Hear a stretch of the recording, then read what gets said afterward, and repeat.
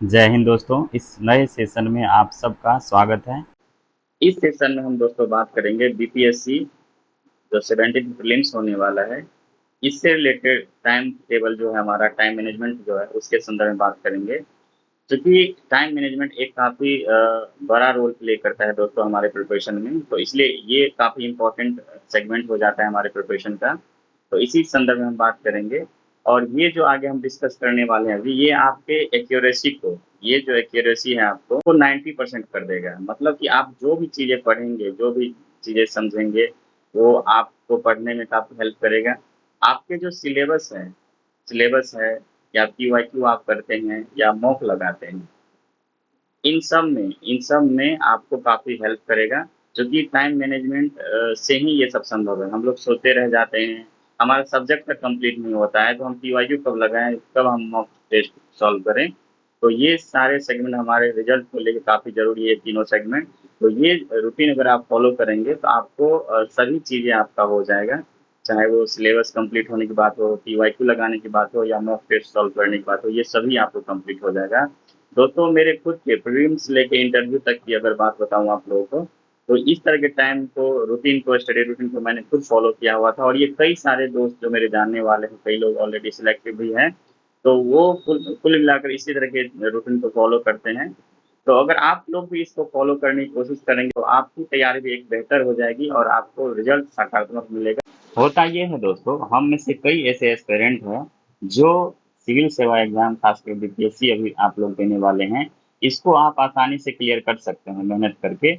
लेकिन केवल और केवल ये टाइम मैनेजमेंट की वजह से उनका नहीं हो पाता है। तो उस तरह के एस्पिरेंट के लिए काफ़ी इंपॉर्टेंट सेशन होने वाला है। आप लोग अंत तक जरूर देखिए, आपको काफ़ी सारी चीज़ें जानने को मिलेगा। ये बात सच है दोस्तों कि अगर आप इस सेशन को कंप्लीट देखते हैं अंत तक, तो जो भी लोग देखेंगे उनको तो फायदा जरूर होगा। जिनकी ये समस्याएं हैं, टाइम मैनेजमेंट की समस्या है, उनको तो काफी फायदा होने वाला है। आधे अधूरे देखने से तो मुझे नहीं लगता है कि उतना फायदा होगा, लेकिन जो अंत तक देखेंगे उनको जरूर फायदा होगा। एक बात और है दोस्तों, वो ये है कि जो हमारी पढ़ाई है ना, और जो हमारे तैयारी है एग्ज़ाम को लेकर, ये दोनों अलग चीज़ें हैं। ये बिल्कुल अलग है। आप अगर इसको गहराई से देखेंगे तो ये बिल्कुल अलग चीज़ें हैं और इनको बहुत बारीकी से समझने की कोशिश है। तो एक एग्ज़ाम्पल समझते हैं। जैसे अभी ये मान लेते हैं कि अभी भारत ने वर्ल्ड कप जीता है, और इसके जीतने का एक श्रेय इनके कोच को भी जाता है, जिनके निर्देशन में उनको कैसे खेलना है, क्या करना है, वो नियमित रूप से सीखते होंगे उनसे सभी चीज़ें। भले ही ये जितने भी प्लेयर हैं अभी, जितने भी प्लेयर्स हैं अभी, तो ये अभी विश्व कप जीता है तो काफ़ी अच्छे खेलते हैं, खेल रहे होंगे। लेकिन फिर भी इनको एक अच्छे कोच की ज़रूरत होती है, क्योंकि ये दिशाहीन ना हो जाए, दिशाहीनता इसमें ना आए। इसलिए क्या होता है कि इसको एक बेहतर कोच की आवश्यकता पड़ती है। ठीक उसी तरह हमारे प्रिपरेशन है, उसमें भी एक कोच की आवश्यकता होती है, जिससे कि हमारी तैयारी है वो दिशाहीन ना हो जाए। अगर आपकी पढ़ाई में, आपकी तैयारी में दिशाहीनता आ जाती है दोस्तों, तो आप कितना भी पढ़ लें, दिन रात मेहनत कर लें, आपको सफलता नहीं मिलती है। इसका कारण यही है, हम दिशाहीन हो जाते हैं। हमें क्या पढ़ना है, क्या नहीं पढ़ना है, वो हम सोच नहीं पाते हैं, समझ नहीं पाते हैं, और हम लगातार पढ़ते रहते हैं। तो इसलिए एक बेहतर गाइड की आपको आवश्यकता होती है, और वो गाइडेंस आपको यहाँ से भी मिल सकता है, इस चैनल के माध्यम से भी मिल सकता है। और ये आपको बीपीएससी के लिए, चाहे यूपीएससी के लिए काफ़ी हेल्प करेगा। आपको हर पल, हर क्षण ये पता चलते रहेगा हर स्तर पे कि आपको क्या पढ़ना है, कैसे पढ़ना है, कहाँ से पढ़ना है, ठीक है? तो इन तमाम सारी चीज़ों के लिए आप इस चैनल से जुड़ सकते हैं। हमें भी अच्छा लगेगा और आपको बहुत फ़ायदा होगा।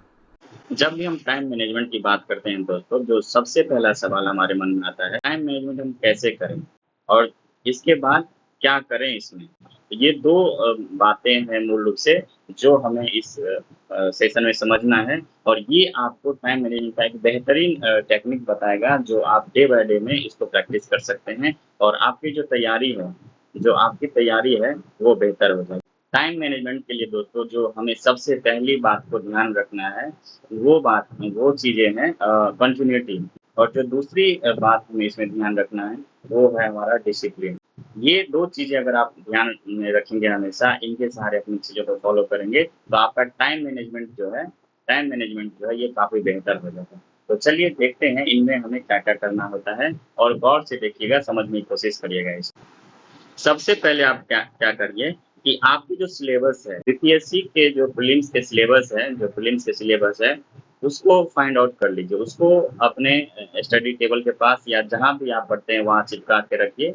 और दूसरी बात इसमें जो भी है, चाहे सिलेबस हो या सब, उसमें कौन-सा सब्जेक्ट आपको पढ़ना है।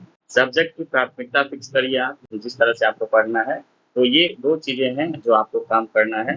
और उसके बाद आप अपने जो भी आपका स्टडी आवर है, अगर मान लेते हैं कि आप एक दिन में एक दिन में 7 घंटे पढ़ते हैं, ठीक है? 7 घंटे पढ़ते हैं, कोई इससे अधिक भी पढ़ते हैं, तो जो भी आप पढ़ते हैं, उनको 3 से 4 भागों में बाँट लीजिए। जैसे कि अभी दिखाते हैं आपको आगे।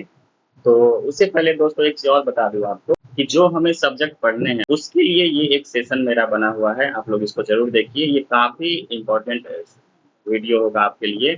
अगर आप लोग को थोड़ा भी कन्फ्यूजन है कि आपको कौन से सब्जेक्ट पढ़ने हैं प्रीलिम्स के लिए और कहाँ से पढ़ने हैं, तो ये वीडियो देखने के बाद आपको सभी कन्फ्यूजन दूर हो जाएँगे। आपको ये ज़रूर देखना चाहिए। तो सब्जेक्ट के लिए आप इसको देख सकते हैं, एनसीईआरटी कौन से पढ़ने हैं, कौन से हमें स्टैटिक बुक पढ़ने हैं और मॉक कैसे, इन तमाम सारी बातों पे इस पे डिस्कस किया गया है। तो इसलिए ये सारा सेक्शन आप ज़रूर देखिए, आपको बहुत फ़ायदा होगा इससे। तो हमने अभी तक दोस्तों देखा कि सब्जेक्ट को हमें कहाँ से पढ़ना है, कैसे पढ़ना है। सिलेबस के बारे में हमें अपने उसमें उस वाले सेक्शन में वीडियो में आपको पता चल जाएगा। और ये जो हमारा सबसे मूल चीज़ है कि हम अपने दिन को कैसे डिवाइड करें, खबर है जितने घंटे भी आप पढ़ते हैं उसको 3 से 4 भागों में बाँट दीजिए और उस हिसाब से आप पढ़ाई करिए। तो देखते हैं कि हम इसको कैसे बाँटें। एक बात है दोस्तों कि सबसे पहले आप अपने सब्जेक्ट को फिक्स कर लीजिए। जो हमारा सिलेबस है इसमें हम कौन-कौन सब्जेक्ट पढ़ने हैं। मूल रूप से हमें क्या पढ़ना होता है, आप सबको पता है कि हिस्ट्री पढ़ना होता है, ज्योग्राफी पढ़ना होता है, इकोनॉमी पढ़ना होता है, पॉलिटी पढ़ना होता है, बिहार पढ़ना है, साइंस पढ़ना है और करंट अफेयर पढ़ना है। ठीक है? ये सारे सब्जेक्ट हमें पढ़ना है प्रीलिम्स के लिए।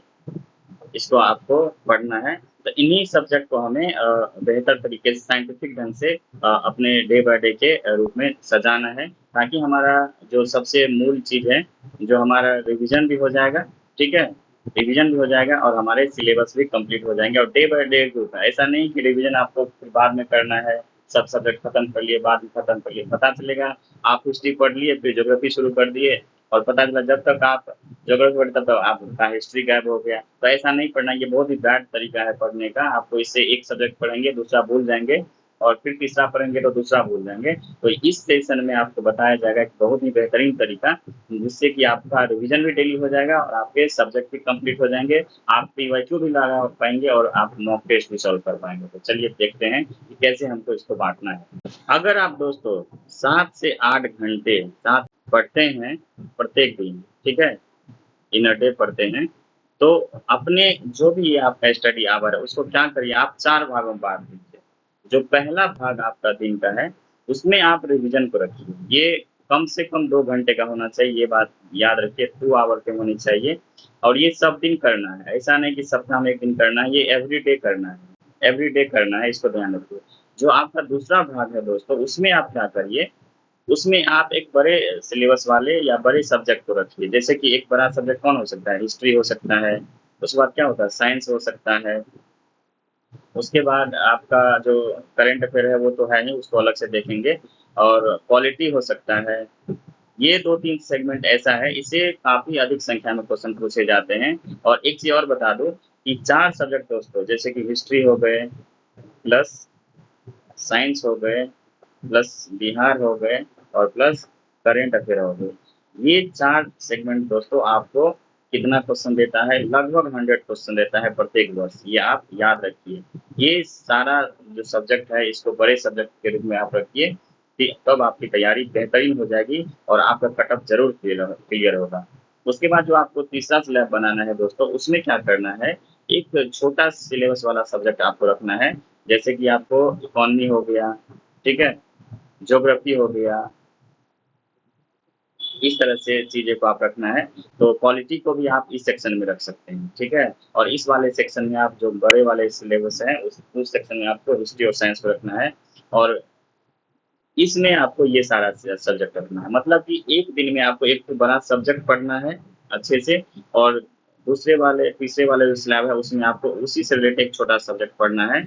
तो इसका टाइमिंग काफ़ी अधिक होना चाहिए, कम से कम 3 घंटे का इसकी टाइमिंग रखिए और इसमें आप 1 घंटे भी पढ़ सकते हैं, 1.5 घंटे भी पढ़ सकते हैं, जितना भी टाइम आपको लगता है वो पढ़िए। और उसके बाद जो चौथा स्लैब हमारा है दोस्तों, वो है हमारा करंट अफेयर को लेके।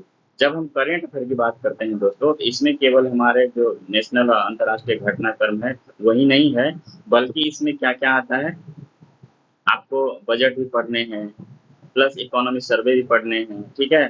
और जो भी एक्स्ट्रा चीज़ें आपको यहाँ पढ़ना है, जैसे कि सेंसस पढ़ने होते हैं, फॉरेस्ट रिपोर्ट पढ़ने हैं, तो वो सभी चीज़ें आपको इसमें एक्स्ट्रा चीज़ें आप इस वाले सेक्शन में पढ़ सकते हैं। तो अपने जो स्टडी चार्ट है आपको डेली बाय डेली का, उसको इस रूप से व्यवस्थित करिए दोस्तों। ये काफ़ी साइंटिफिक ढंग से है और इस पे कई सारे लोगों का रिजल्ट हुआ है, ये आप विश्वास करिए और आप भी इसको फॉलो करिए। ये जो सेक्शन है दोस्तों, ये सेशन काफ़ी इम्पोर्टेंट है, काफ़ी सोच समझ कर आप लोग के लिए बनाया गया है। मैं खुद इसको फॉलो करता हूँ और मेरे रिजल्ट पॉजिटिव हुए हैं और हो भी रहे हैं। तो इसको आप फॉलो करिए। और दूसरी बात है दोस्तों, रिवीजन एक बहुत बड़ा सेक्शन है, जिसके बिना हमारा रिजल्ट संभव नहीं है। आप कितना भी पढ़ लीजिए, 10 किताबें पढ़ लीजिए, 20 किताबें पढ़ लीजिए, लेकिन जब तक हम रिवीजन नहीं करेंगे और मॉक टेस्ट नहीं लगाएंगे, पीवाईक्यू नहीं करेंगे, तब तक आपका ये चीज़ संभव नहीं होगा। इसलिए जो हमारा नेक्स्ट सेशन होगा उसमें हम पीवाईक्यू के बारे में बात करेंगे, मॉक के बारे में बात करेंगे और रिवीजन कैसे किया जाए, इतने सारी चीज़ों का। रिवीजन के लिए देखिए, एक तो आपको डे बाय डे के रूप में ये करना है, आप ये ध्यान रखिए और इसी को विस्तार से कि और कुछ तरीके हैं जिनके द्वारा रिवीजन को आप बेहतर बना सकते हैं और उसके सहारे पीवाईक्यू भी आप सॉल्व कर सकते हैं, तो उसके बारे में हम ध्यान करेंगे। एक बात और है दोस्तों, जो हमारी तैयारी